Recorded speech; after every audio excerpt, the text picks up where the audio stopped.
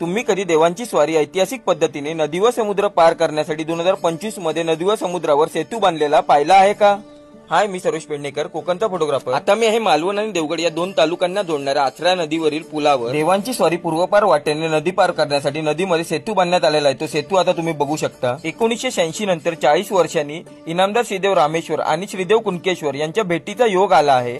देवांची स्वारी जाण्यासाठी आचरा ते कुणकेश्वर पूर्वपार वाट आचरा ग्रामस्थांनी स्वच्छ केलेली आहे. महाशिवरात्रीला होणाऱ्या देवांच्या या भेटीच्या सोहळ्याचे आपण आनंदाने स्वागत.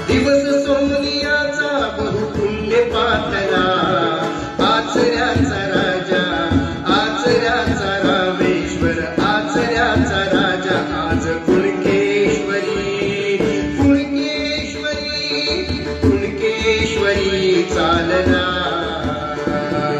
आचऱ्याचा राजा आज कुणकेश्वरी चालला, आचऱ्याचा राजा आज कुणकेश्वरी चालला.